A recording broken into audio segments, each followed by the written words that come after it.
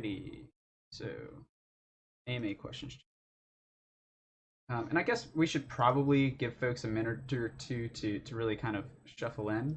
Um, I mean, it seems like this week a lot of the questions here are to do with the Rari and UST situation. So maybe it's good to just take a quick look at that. Realistically, everyone knows the direction this has been going, but I mean, it seems like everyone's just kind of clamoring at this point to try to save the ecosystem, right? They're officially trying to fork it. It's going to lead to another shit show. Oh god, we'll see where everything goes.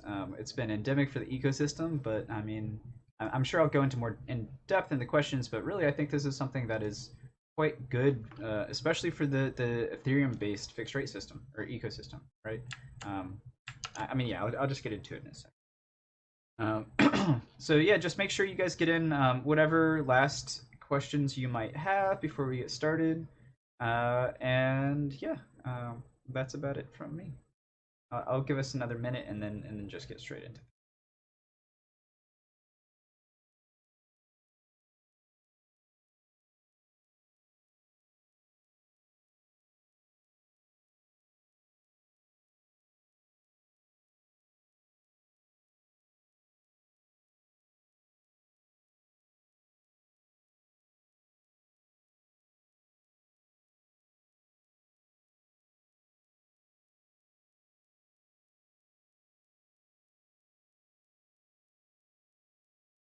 One interesting thing to note, if you guys are actually looking at the stream right now, is that it looks like everyone has pretty much closed their shorts on the staked Ethereum ratio.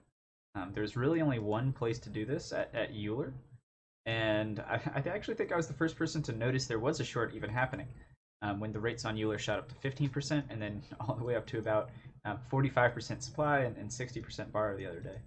And interestingly enough, they're all the way back down again.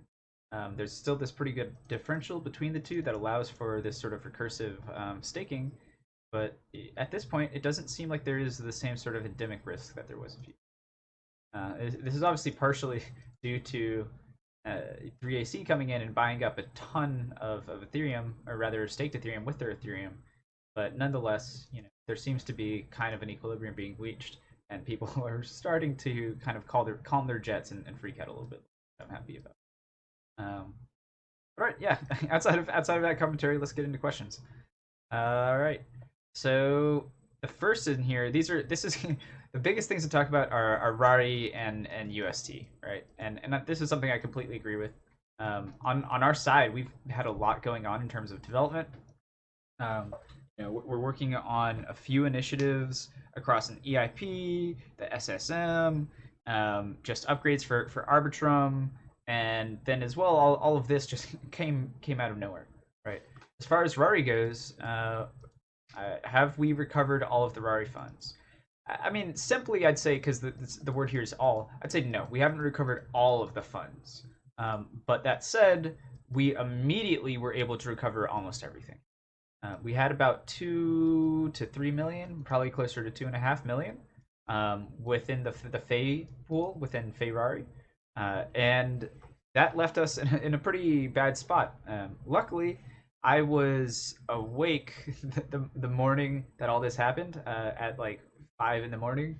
So I was able to start pinging a lot of our larger stakeholders. We in that market at least had only had, I want to say, about 15 to 20 lenders really are large enough that were worth pinging. And because we've had such a close knit community, and a lot of people had participated in various competitions, etc., I was able to get in contact with most everybody. So about 90% of the funds were withdrawn before there was even really a concern. Past that, there's still, and there never was actually the potential at this point for us to not be able to withdraw the funds. The only difficulty is that I've spoken with some users, and some users are still sitting on N tokens, or rather had sold off their N tokens and are sitting on ZC tokens, meaning that they're unable to redeem simply because of the mechanics of the protocol. And I guess I can bring this up in a second when I talk more about. I'm sure there's going to be more questions about our Rari response and etc. More specifically, how do you guys choose what lending protocols to integrate? And I think this is more in reference. I'm really into both, right? From Rari as far as their risks, as well as UST and general considerations as far as stablecoins go. Oh, that's actually the next question. And how do you guys choose what stablecoins or tokens make sense? Um, Really, as far as protocols, there's a number of factors, and it's unfortunate that there's not many objective ones as one would like. Right at this point, the only objective factors as far as safety go are really the test of time and capital in the protocol. Right, when you look at Compound, the reason people are confident in it is because they've gone X many years with Y amount of TVL or higher, which obviously represents, you know, an opportunity, an extended opportunity for an attacker. Um, that said, in the case of the Rari hack, I don't think you could have prevented that with that sort of test, right? They'd been live and had no issues with this code base for about a year and a half, or maybe a little bit less. And the code had been audited by two auditors. The change that actually led specifically to the hack was one of the changes recommended by one of their auditors, and you know they'd had 1.2 billion dollars locked in their protocol for upwards of a year, and you know if with that context, it really just comes down to, okay, you need to be doing qualitative analysis of their code base, and this is something that it is unfortunate because it's not super scalable.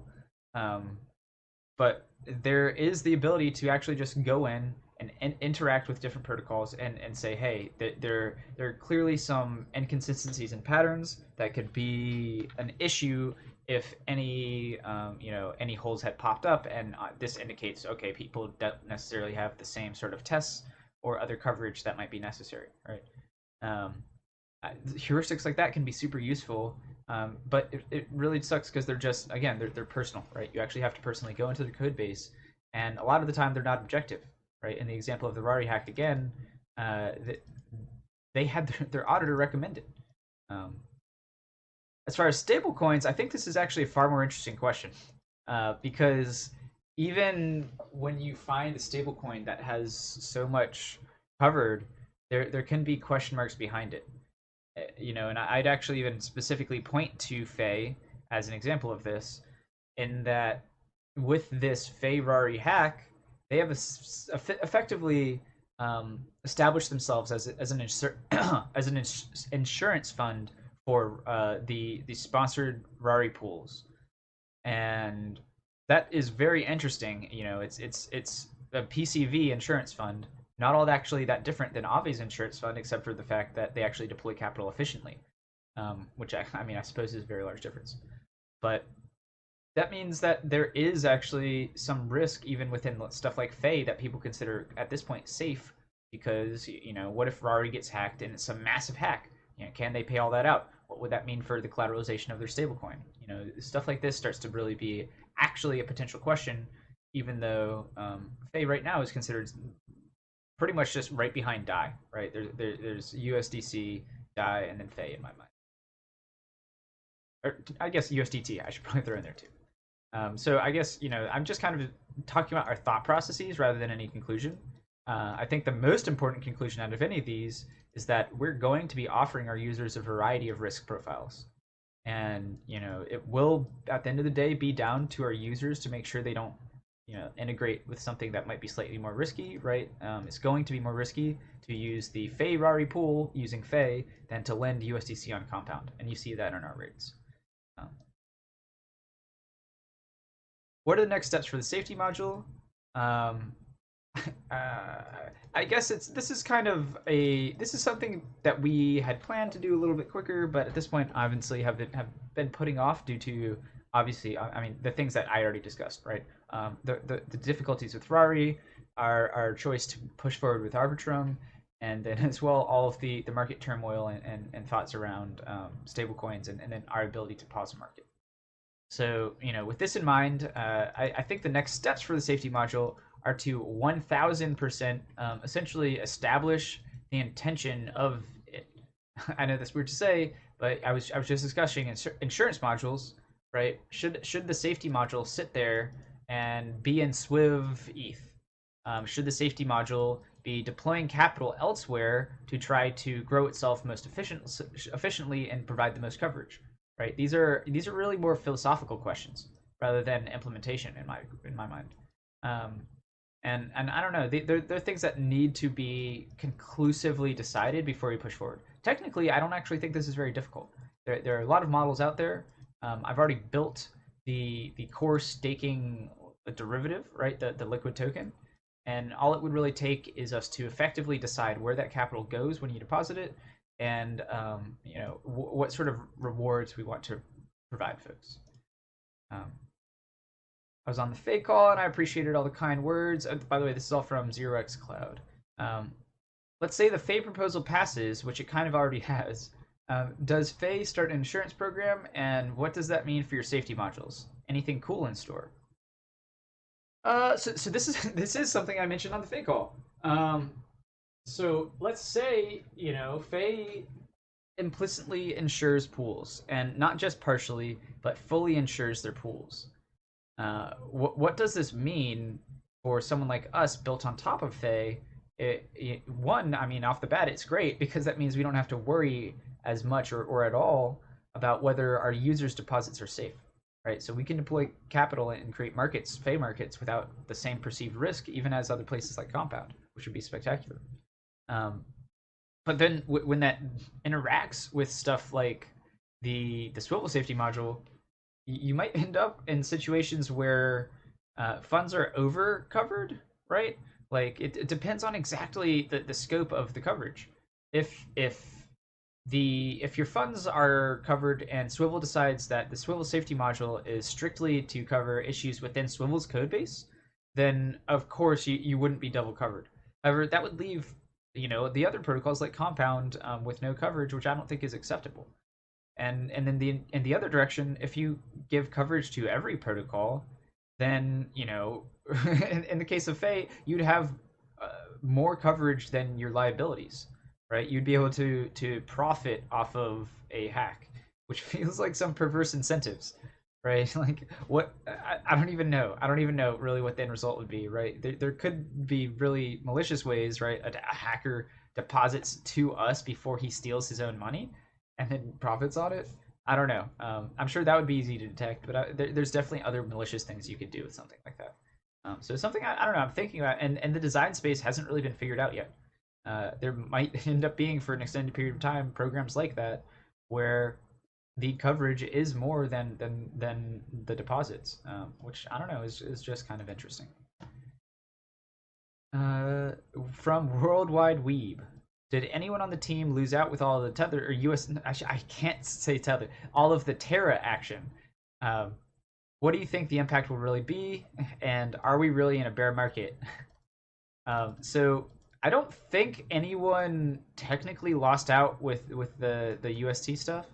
I mean, in my case, when the market itself dropped to 1700, I had some funds on BSC that I couldn't provide collateral to, or rather, I had a borrowed position on BSC that I couldn't provide collateral to because the gas costs were just too high. So I got liquidated a little bit. I paid like a 5% penalty on all that, but I did rebuy all the stuff on another venue. It just kind of sucked because I had to pay 5%. That said, I don't think anyone else really got hit. I do actually know a couple people profited. I also did profit too. I traded the UST action the first day over the weekend when there actually was a clear recovery, and noped out after that. What do you think the impact will really be, and are we in a bear market though? The bear market question is something that a lot of people have thought we've been in a bear market for a long time. I honestly think that this really depends on your time scale, and the scope of how long you've been in this space. If you have a long term time scale, we're still doing pretty decent. What is 2100 1700? We're up about 20% year over year at this point, and that seems like it's kind of surprising given the massive crash.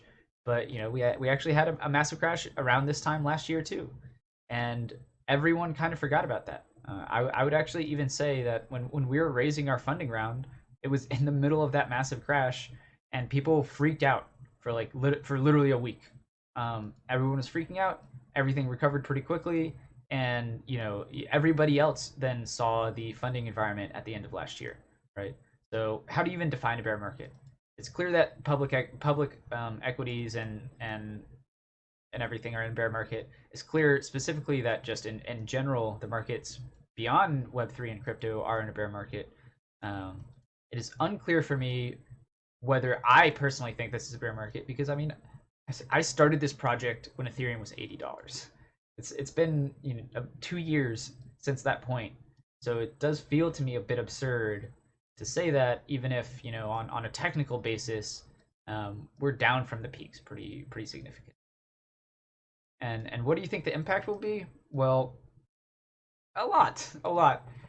For us, I think it's quite good. I know that's horrible to say, but when we talked with a number of institutions, a lot of them were really saying that a lot of their participation was pretty passive in general, and that stuff like Anchor, they didn't necessarily directly say that stuff like Anchor was what they were depositing in, but were bringing it up as an example of a program that was attractive, right? And without that there, it makes things that are a lot more sustainable, like Swivel, more attractive and reasonable for investors.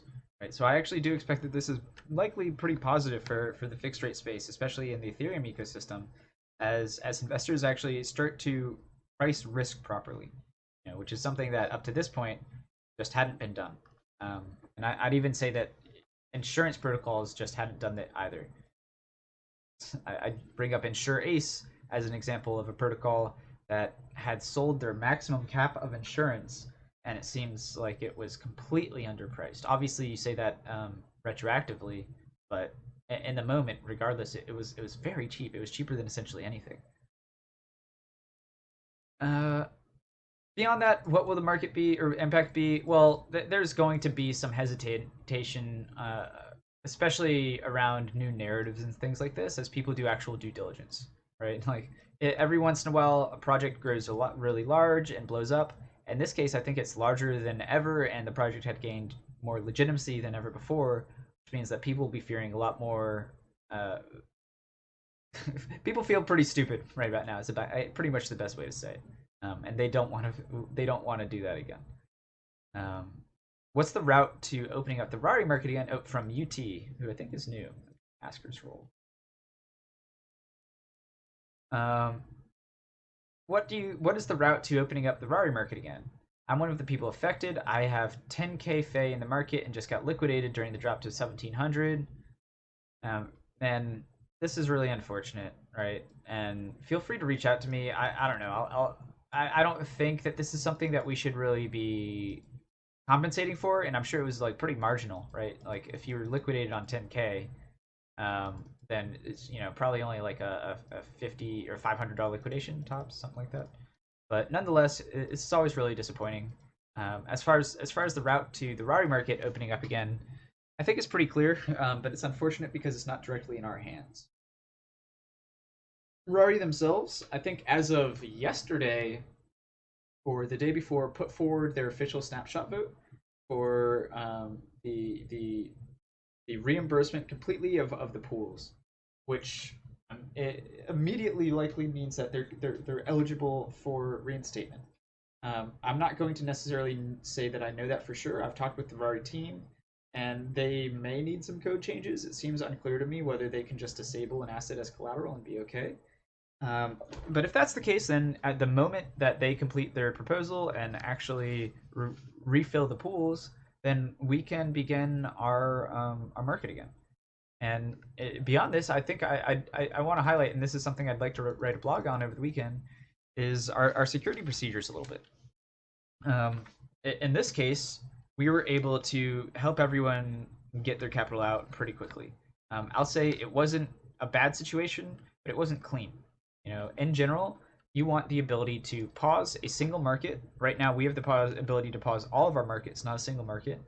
And you want the ability to do this seamlessly throughout your entire stack. And so this is actually a feature that we've developed this week, right? So as of this week, we have a full market pause feature across individual markets. such that we can prevent people from depositing further or making any mistakes on our front end, and then further our backend doesn't respond to any errors as well. Um, then in Swivel v3, I don't know if we're really going to call it that or give it something more snazzy. We're also we've got quite a lot of individualized security measures across protocols like this, or both for um, single protocols as well as individual markets, right? So both of these things that I think are very important when you talk about operationalizing security. So I actually am very happy that this happened. I know that's really weird to say, but we got away with an exposure at the end of the day of about 200K. 150K of it is mine personally, and that is not bad, especially with the context of us pretty much knowing nearly 100% that we're being reimbursed. So fears aren't really there, and it just really is unfortunate that this happened, and a week later the market had itself drop out from underneath it, right? Yeah. Another question from Cloud: did the Terra stuff change your thoughts on different ecosystems? Technically, a similar thing could happen to ETH layer 2s. We just got lucky it happened to a different ecosystem layer 1, and the explosion happened when it did, not a month later. And then I guess who is an attractive option for less risky ecosystems now? Um, and I think this is a different question, I guess. So how did the Terra stuff change my thoughts? Honestly, I, I don't think it changed much. I'll be real. Um, the biggest issue with the Terra stuff from an ecosystem point of view wasn't the fact that it happened, but was the fact that it was the core token for the entire ecosystem, right? You don't necessarily need to have this mechanism built into your native token on your layer one. Uh, so really, the endemic risk lied with the economic design rather than the presence of the layer two. So I don't know if it necessarily changes my thoughts on the risk profiles of all the layer twos, um, but I do agree here that it could have just happened on any of our layer twos, ETH layer twos, that is, and then really the risk doesn't come with the consensus or security of the platform, but with the adoption of let's say there's like some layer two stablecoin that gets super popular. Maybe it's naturally interest bearing because it sits on every chain and is able to get yield from every pool, right? Just is cross chain stablecoin essentially, which I think is kind of like what MIM does actually. But I digress. Um, yeah, if that's really the case, then there can always be issues like this. And really, I think you're right that we did just get kind of lucky that it helped happened elsewhere. Um, you know, if there had been UST and projects like Optimism instead of project like Osmosis on the Cosmos chain had been similarly incentivizing its use in the Ethereum ecosystem, then we'd be pretty fucked. Really would. So there's a lot of things to be thankful for. Um, Similar question, or what did you think about the Optimism airdrop? Uh, I loved it. I think it was one of the best airdrops ever. Maybe I'm wrong. Maybe it didn't reward. I think the biggest complaint was that it didn't reward necessarily their ecosystem participants enough. Right? It rewarded people that had completed every task and then a couple qualifiers within their ecosystem. But I think really the bigger thing to highlight with a drop like this is its interaction with the way people think about using the ecosystem going forward. Um, they didn't just do an airdrop normally. They explicitly say that going forward they are going to be continuously doing similar drops, but they are not going to tell anyone what they will make you eligible. And this is something really interesting. This is something that I had a conversation with Curtis from Electric with about a month or two ago, in terms of testing out this sort of perpetual unknown incentivization, where right now we see the most effective incentives being the incentives you actually don't know about yet, right? Like the airdrops. They empower communities. There's a lot of use and a lot of farming, and then in many cases, activity actually goes down once the real farming begins. So what Optimism did was just say, hey, we're going to continue doing some sort of farming, but we're not going to tell people what it is. And yeah, I don't know if data has been borne out yet on whether this has led to more activity. I know that they're doing a ton of transactions right now, but I don't know really what from. Um, and I don't. I think this is a good thing as far as just trying to get actually altruistic participants in your ecosystem, right? If you don't necessarily say how they're going to get rewarded, and people just have to continue acting good, like doing the good activity within your ecosystem, then you're able to incentivize just everything you want to happen rather than specific things, and I think that's pretty amazing. Um, we'll see exactly whether that actually happens in terms of the data. Um, what it says really good point. This is to Zero X Cloud, and really they're just talking about, yeah, like the issues as far as legitimacy of institutions at this point. A lot of people really believe that, especially Jump knew what was going on. I personally felt similar. I've met with the guys at Jump a couple times. I've had calls with them. They're cool guys. They're great, and they're also extremely intelligent. And with that in mind, it makes you question your own doubts. Like if you personally, and that's if this is the case, I never was really a believer of the entire Terra ecosystem, and the direction it was headed, but Jump, and then also GSR, who we're partners with in multiple dimensions, both investors and as market makers. Uh, all of them are involved pretty deeply in that ecosystem. Block Tower is as well, although Thomas Cloconos is one of our friends there. I think he came on after they did that investment. But regardless, all of these people are extremely respected in the community. And with that context, it makes everybody begin to question their own opinions a little bit, right? Like there just needs to be a little bit more due diligence, and I think that's fair. I think that's fair to ask of investors, right? I'm very proud of what we've built, and I'd be happy if people did more due diligence on us, right? We have an insane team. We have the best technical stack in space by large margin, and it does not seem to me like people are doing the due diligence yet, at least, right? I expect they will. Um, on layer twos, what's going on with Rari there, and when are you guys planning to launch now? Oh, and this is also the last question. Um, on layer twos, so there's optimism now finally has activity, so this is something we could consider, I guess. If Rari continues to languish and not necessarily, especially get their liquidity back going on Arbitrum, but yeah, I guess in that vein, that's the main thing that we're waiting on. There does not seem to be a clear hard date as to when Rari is going to be reinstating their pools, or rather refilling their pools with capital for whatever had been lost in the bad debt. And with that in mind, really that's the main limitation as far as our layer 2 launch. We have a awesome interface built for it. We have some awesome tooling. We have our backend completely operable and able to work around the speeds of layer 2. Um, but it doesn't matter if there isn't a liquid money market for us to use.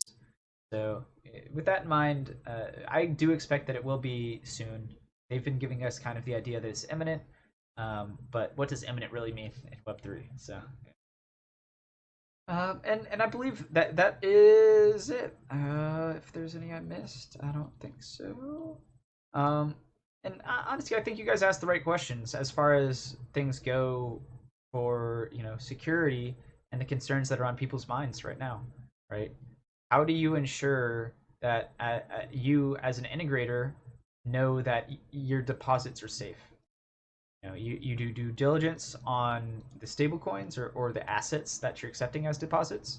You do diligence on the protocols that you'd like to integrate and that are amplifying or interacting with whatever risk platform you already have, and you ensure that you have the right security procedures in place if anything goes wrong. Um, Again, I guess the biggest conclusion is that I think that this is all really great for specifically our part of the industry, right? It makes people realize the importance of risk management. It makes people realize the importance of going with protocols that have done that sort of due diligence. which is something that I mean I'm very proud of our team for having done. So yep, with that in mind, I'll cut myself off here. Um, keep an eye on the water cooler because I'll keep posting stuff over the weekend on the steak teeth situation and everything else going on. Yeah, and just in general, feel free to hang out and talk shit. That's it, guys. Thanks for coming, and we'll have another one in either a month or maybe a little less, depending on our schedule. Um,